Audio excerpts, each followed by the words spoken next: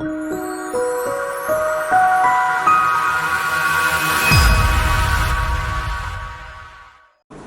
menunjuk kepada apa?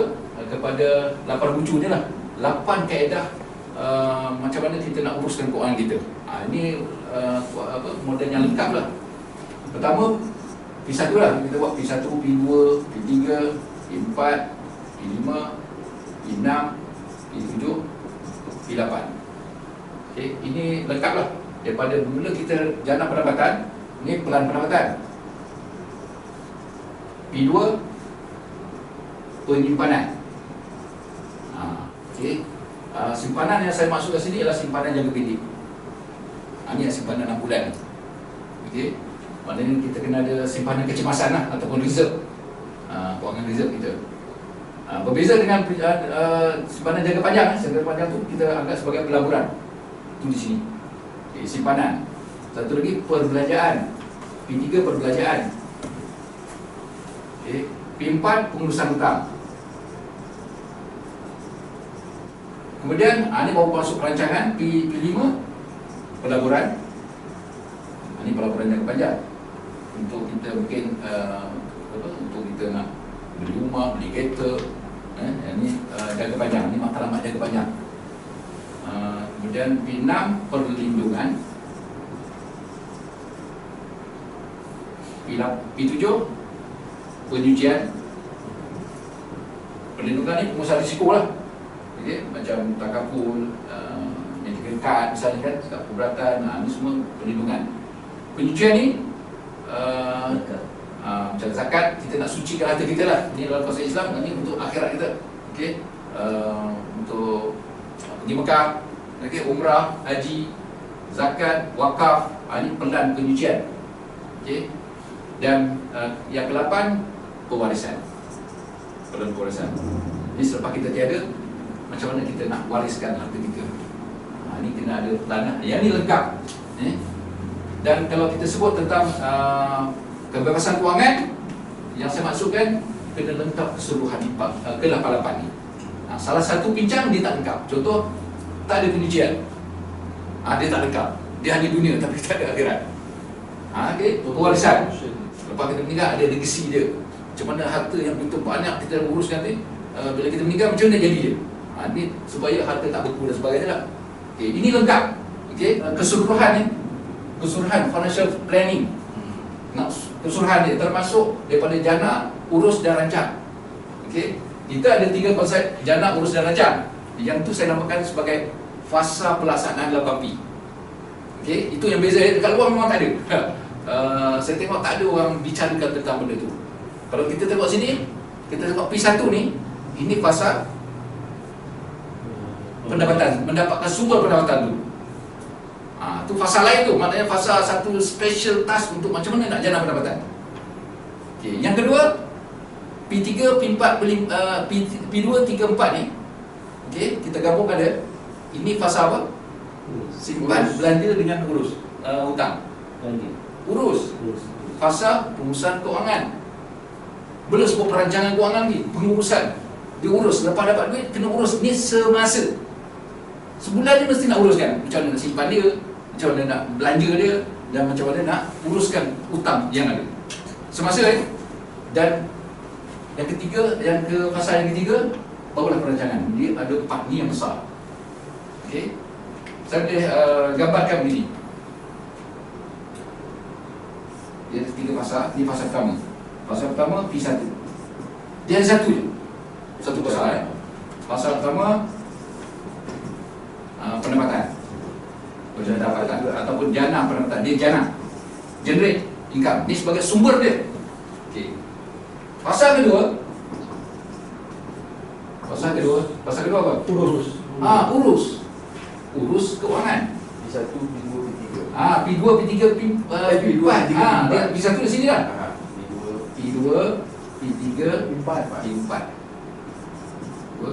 P3, P4. Okey.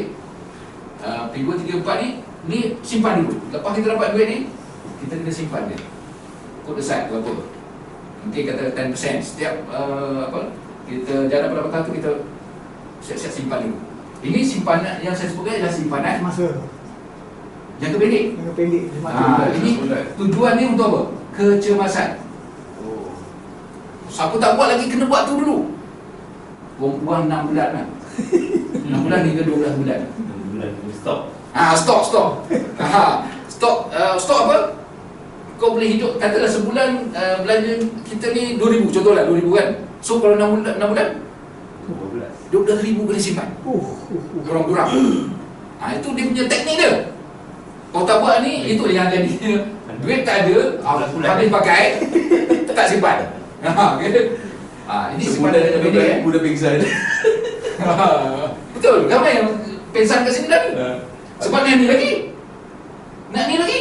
Oh, tak boleh. Ni apa dia? Ni nak Belanja. belanja. Belanjaan. Belanja macam mana nak belanja? Ha. Nak kena jimat. Ni dah katakan kena jimat belanja. Kena orang kata apa? Kena pasti kemampuan kita. Perbezaan antara Kehendak dan keperluan. kehendak dan keperluan. Kehendak tu semua nak. Keperluan dia semata dia. Keperluan tu yang kita nak kena apa? Jadi kena faham dekat sini. Jadi supaya kita ada benda yang kita nak simpan. Okey, yang keempat apa dia? Keempat, urus hutang. Pengurusan hutang. Urusan hutang. Ini dah wajib. Kena selesai benda ni kan. Ini tak selesai lagi, kan simpan tak ada, belanja dah tak cukup, dia akan berhutang. Tambah lagi. Ini semua burden. Ini baru bab urus ni, belum bab rancang ni. Okey, lepas tu barulah kita kata perancangan dia. Barulah masuk P5. Pasal 3. Pasal 3 lah. Pasal 3 disebut sebagai rancang kewangan. Rancang kewangan lah. Kita buat P5. Apa P5? Pelaburan. Okey. Ada lebih daripada 6 bulan atau 12 bulan kan? Baru duduk sini. Labur. Ini orang labur dulu, sini pun tak siap lagi. Habis tak ada ni. Buat pelaburan, unit keras lah apa semua kan. Ini jangka panjang ni, maknanya kalau apa-apa terjadi kena korek balik. Tak boleh simpan lah. Tak boleh simpan kan. Jadi kena simpan ni dulu. Dia kena ada pelaburan. Pelaburan ni untuk apa? Dia ada yang pelaburan ni orang kata untuk persaraan. Itu juga pelaburan juga. Kita simpan pelaburan ni untuk dia berkembang lah. Kita bukan simpan, kalau simpan dekat sini, ini macam contoh simpan dekat Terus tak boleh buat ni kita simpan yang tak boleh usik selama 6 bulan. Kalau usik pun usik yang lain lah. Simpanan yang lebih daripada ni. Yang lebih daripada ni kita letak sini. Duit. Okey. Persaraan. Ini kita nak, kalau orang muda-muda ni belum kahwin, nak kahwin. Belum beli kereta, nak beli kereta. Beli rumah. Ni segala impian dia kat sini ni. Mungkin ada yang 5 tahun, ada 10 tahun, ada yang 20 tahun. Ni persaraan mungkin 30 tahun. Bukan setakat persaraan, selepas persaraan pun ada lagi. Kan? Perlu kahwin lah. Sekarang ni bukan lebih kahwin, bukan 5,000 pun. Bukan 10,000 pun. 30,000. Bukan 30. 50. Kan? Itu maknanya besar benda ni. Kena rancang. Okey, itu pelaburan ni. Dan satu lagi pelaburan memang dia ada perdebatan. Ada nak buat pelaburan jangka panjang. Nak buat hartanah. Okey, kita nak beli banyak-banyak tanah nanti nak jual. Ini juga pelaburan juga. Beli emas. Kan? Ada yang buat Bitcoin, semua dekat sini. Ini pelaburan. Lepas 6 bulan lah boleh Bitcoin ni. Sini tak ada, tak boleh sini lagi. Nanti start sebab apa kat sini. Dia dah taruh kepada risiko juga pelaburan jangka panjang ni. Kalau dia jatuh, jadi rugilah. Ini lebih daripada keperluan kita. Baru boleh kita letak ke situ kan. Supaya tak habis itu je kan. Duit kita satu ni. Tapi kita nak buat semua kan. Satu lagi apa lagi? Lepas tu yang ke-6 perlindungan penting. Itu takaful tu. Ni takaful. PA takaful lah apa. Medical card, perubatan. Ni semua adalah perlindungan. Apa-apa terjadi kat sini, kita kena ada. Ni pengurusan risiko. Ni pun wajib juga. Kalau tak ada benda ni, buat sekali jam, pom masuk hospital. Habis duit yang ada sini semua habis. Keluar kat situ. Tak boleh buat tolong masuk. Kalau apa kan. Jadi sebelum takaful ni, perlindungan ni dia kita simpan sikit, kita dapat menampak dia besar kalau terjadinya risiko. Ni kena adalah pengurusan risiko kan. Okey, lepas tu yang ke-7 Untuk Penyucian. Penyucian. Ini pun penting juga. Satu untuk diri kita dan juga untuk harta kita. Dia berkembang lagi. Dan juga untuk masa depan kita. Masa depan yang serpah hati kan. Kan? Ni contohnya zakat, wakaf, haji, umrah. Ini pahala-pahala berkekalan yang kita nak bantu, derma, sedekah dan sebagainya lah. Itu dekat sini. Mesti ada pelan juga dekat sini. Masuk dalam pelan kita tadi lah, yang 8 tadi kan. Dan akhir sekali, pewarisan. Yang lengkap lah. Untuk lengkap, kita ada pewarisan. Pewarisan tu apa? Contohnya wasiat. Wasiat, hibah, masa ada pusaka. Orang kata, mati tak tentu, kita tak tahu kan. So sebab tu kita kena rancang. Sama macam ni perlindungan tadi. Ni maknanya ini perancangan masa depan. Tapi kena buat sekarang. So kalau tinggal tak boleh juga. Yes. Nak habiskan sampai 6 bulan baru buat benda ni pun tak boleh juga. Tak sampai-sampai. Tapi kebanyakan sekarang ni orang ambil terus ke pasal 3 kan. Kebanyakan sekarang ni ke pasal 3 terus. Jadi Pusat ini kewangan. dia bukan salah, bukan betul. Pada saya bukan salah, bukan betul sebab ikut tengok keadaan seseorang. Mana lebih penting masa tu. Kalau duit tak ada, mana tak ada duit, tinggal nak makan je pun. Takkan nak buat juga. Yang lain kan pewarisan apa semua tu. Jadi sebab apa dia nak makan pun tak boleh, tak hidupkan. So itu Allah ayat dia dekat sini. Nak guna duit tu. Ataupun orang tu dah memang banyak hutang dah pun. Hutang tak payah buat apa kan. Nak pelabur ni. Pun tak boleh jadi. Lebur kan. Cuma apa yang saya nampak, ini pengalaman saya lah. Bila saya buat financial planning dulu, memang kita buat kat sini lah mula. Betul. Pada awal kan. Jadi kita nampak ramai yang tak dapat nak orang kata komit. Dia tahu penting tu penting. Tahu kita bagi ceramah, Betul. wasiat, Dia ceramah, akui. faraid apa semua dia kata penting tapi dia tak buat. Begitu juga takabur, penting dia tak buat. Ramai tak buat tu. Daripada yang buat kan, yang buat datang juga kan. Yang buat tu sebab apa? Dia ada. Dia ada. Sebab tu nak buat. Dia ada keperluan dia dan juga dia ada fund dia nak buat kan. Tapi yang tak buat tu kenapa? Saya kata boleh jamin dah. Tak ada yang kata tak penting.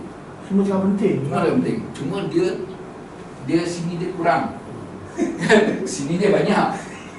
Kan? Sini kurang, sini kurang, sini kurang, sini banyak, sini banyak. So tak cukup untuk ini kan. Lepas tu kita buat pada tahun berapa dah, beberapa tahun yang sebelum, lepas tu kita buat macam ni, kita buat kesuruhan. Betul. Ajar dia cara macam mana nak simpan, macam mana nak apa semua kan. Tapi latihan-latihan yang saya buat, terutama yang peringkat bawah-bawah ni, ini memang dah tak ada lah. Kat sini memang dah ada. Sampai hutang sini banyak, alung banyak lah. Terperangkap sudah. Terperangkap.